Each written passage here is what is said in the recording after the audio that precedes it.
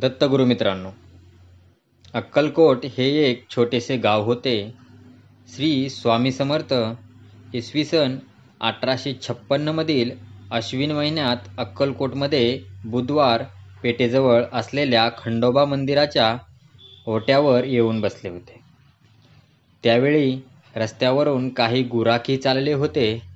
त्यांना स्वामींनी विचारले, "काय हो, आम्ही तुमच्या गावात यावे का?"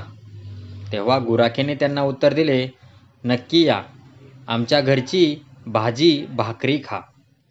पण श्री स्वामी समर्थ गावात गेले नाहीत. उशाशी एक दगड घेऊन ते रात्रभर त्या ओट्यावरच झोपून राहिले. दुसऱ्या दिवशी सकाळी स्वामी समर्थ आल्याचे वृत्त समजल्यावर पुराणिक वगैरे सर्व मंडळी त्यांना भेटावयास आली. पुराणिकांनी स्वामींना आदराने आपल्या घरी नेले. तेथे त्यांची पत्नी नीराबाई हिने त्यांचे स्वागत केले आणि बशीत लाडू आणून दिल्यावर स्वामींनी तो लाडू खाल्ला. स्वामींनी तो लाडू खाल्ल्यावर त्या उभयंत्याचे भाग्य उजळले. त्यानंतर स्वामी जवळच्या गणपती मंदिरात निघून गेले. गणपती मंदिरातही स्वामींच्या दर्शनासाठी खूप गर्दी झाली. गावात एक साक्षात्कारी साधू आल्याचे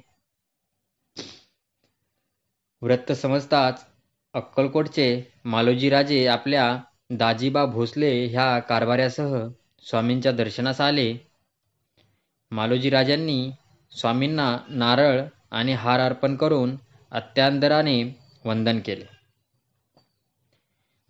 तेव्हा स्वामींनी मालोजीराजांना स्वहस्ते श्रीफळ दिले आणि हार दाजीबा भोसले या कारभाऱ्याच्या गळ्यात घातला. स्वामींनी आपल्याजवळ असणारे कापाय म्हणजेच भगवी वस्त्र मालोजीराजांच्या अंगावर घातले. या कृतीने श्री स्वामींनी जणू राजांना आपल्या कृपेचे वस्त्र पांघरले. अशा या श्री स्वामींच्या कृपाप्रसादाने मालोजीराजे आणि दाजीबा भोसले धन्य झाले. त्यानंतर श्री स्वामी तेथून निघून नगरवेशीवर असलेल्या ओट्यावर जाऊन बसले. स्वामी 3 दिवस काहीही न खाता तिथे बसून होते. चौथ्या दिवशी अहमद अली नावाच्या रिसालदाराचे लक्ष त्यांच्याकडे वेधले गेले. रिसालदाराला स्वामींची चेष्टा करण्याची लहर आल्यावर त्याने स्वामींना विचारले, "क्यों बाबाजी, हुक्का पीते हो?" तेव्हा स्वामी उत्तरले, "हाँ हाँ जरूर, क्यों नहीं." तेव्हा त्याने अग्नी न घालता एक चिलीम स्वामींना दिली. स्वामी पुढे काय करतात हे तो कुतूहलाने पाहत होता. त्याचे कपट स्वामींच्या लक्षात आल्यामुळे त्यांनी काहीही न बोलता चिलीम ओढली. स्वामींनी चिलीम ओढल्यावर त्यातून धूर बाहेर पडू लागला. चिलीममधून धूर निघताना बघून रिसालदार घाबरला. स्वामी कोणीतरी सत्पुरुष आहेत आणि आपण उगीचच त्यांची परीक्षा घेतली या विचाराने तो स्वामींना शरण गेला.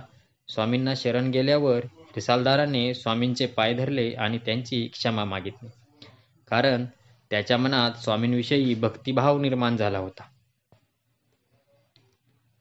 दत्तगुरू मित्रांनो,